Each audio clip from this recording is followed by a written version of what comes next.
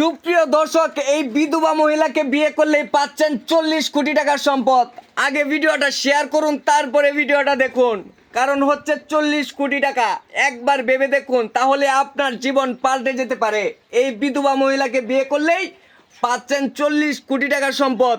এ ভাই, 40 কোটি টাকার সম্পদ কেমনে, কি বুঝলাম না। 40 কোটি টাকার সম্পদ হইলো এই যে এই যে প্রজেক্টটা যে আছে না, এই যে প্রজেক্টটা, ব্যাকটা তো একটা প্রজেক্ট হলো মনে করে যে এই 80 কোটি টাকা দাম। হ্যাঁ, বুঝছেন? হ্যাঁ। দাম হইলে আমরা যে পরিবার আছি, আমরা যে মানে আমি আপনারে বুঝাই, মানে 80 কোটি টাকার সম্পদ আছে এই পুরো প্রজেক্টে। 40 কোটি টাকা আমি আমার বোনের দিয়ে দিব, জীবনে বিয়ে করব। মানে যে বিয়ে করবো তার নামে কি দিয়ে দিবেন আপনি? 40 কোটি টাকা তার নামে আমি দিয়ে দিব। ইনি আমার বড় বোন, হ্যাঁ। 4 ভাইয়ের এক বোন। আচ্ছা আচ্ছা, সাইড ভাইয়ের এক বোন। আচ্ছা আচ্ছা, ঠিক আছে। আমি একটু আপনার আর ওই যে হে বায়ান সারিটা তো একটু জানি না কি কই। এখন কি তোমরা কি আসলে তোমার বোনের 40 কোটি টাকা সম্পদ দিছো? হ্যাঁ 40 কোটি টাকা সম্পদ দিছো তোমরা? আচ্ছা, যাই হোক, পরে আমরা বিস্তারিত আলাপ করতেছি। যারা প্রবাসী ভাই আছেন, যারা দূর দূরা থেকে আমাদের এই ভিডিওটা দেখছেন, অবশ্যই সবাই শেয়ার করে দিবেন। কারণ আপনার শেয়ারেই আরেকজনের কপাল খুলে যেতে পারে।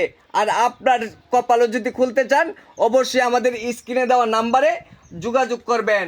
এই বিধবা মহিলাকে বিয়ে করলেই পাচ্ছেন 40 কোটি টাকা। আর 40 কোটি টাকার মালিক কিন্তু আপনি হয়ে যাবেন। কবুল বলার আগেই 40 কোটি টাকার কাগজপত্র আপনাকে দেওয়া হবে। আপা, এখন আপনি কি বলতে চান? এখন আমি বলতে চাইতাছি যে দেখেন আমার তো আগে বিয়ে হয়েছে, ঠিক আছে, জামাই মারা গেছে। আপনার আগের জামাই মারা গেছে? আচ্ছা, হ্যাঁ।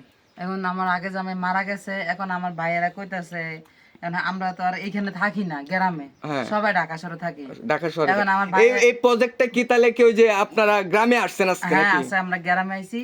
এখন আমার ভাইয়েরা তো তখন বুঝে তো বিয়ে শাদী হয়ে গেল একবার যার মতো। হ্যাঁ, এখন আমার ভাইয়েরা আমার ভাই বলতেছে কয় বোন এখন আমি থাকতোই আমরা সবাই মানে যারটা বন্ধ করে দিয়া লাই। হ্যাঁ। তোমরা আমরা তো 5 ভাই বোন, হ্যাঁ, এখন আমি হচ্ছি একলা আর আমি হচ্ছে 4 ভাই। আচ্ছা, এখন আমার ভাই কথা কয় যে আমরা গ্রামে যারটা বন্ধ করে দিয়ে দেন, যার মতো চলবাঙ্গ, তার বাবা মা কেউ নাই। না, এখন আমি সম্পদ পাইছি 40 কোটি টাকার, হ্যাঁ, বুঝছেন? হ্যাঁ। এখন আমি যেতেছি যেহেতু আমার স্বামী মারা গেছে, আমি বিধবা, কারণ আমার তার কেউ অনবিশ্বাস ছিল তার আমার বিয়ে করতো না। না, না, না। কারণ বিয়ে করলে তো দেখা যাইতেছে যে অনেকে ধরেন প্রবাস থাকে, দেশে একবার আইয়া ব্যবসা বাণিজ্য করবো, হ্যাঁ। আর্থিক অবস্থা সেরকম নাই। হ্যাঁ। আবার অনেকে আছে গ্রামও আছে। আচ্ছা, আপনি কাকে বিয়ে করবেন? তার মাসিক ইনকাম কত লাগবে? না, মাসিক ইনকাম তার লাগবে না, আমার যেটুকু আছে, আমার ভাইয়েরা আমার বাবা মা যেগুলো থুয়ে গেছে হ্যাঁ। এগুলাই আমার যথেষ্ট, তার কিছু লাগবে না।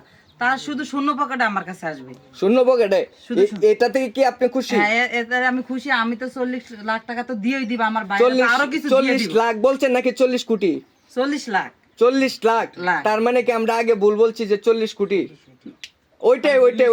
ওই একই তো ভাই, 40 লাখ। আর আমি তো বলছি 40 কোটি। হে তো না, আমি ব্যাগ টাকা একবারে দেওয়া যেত না ভাই।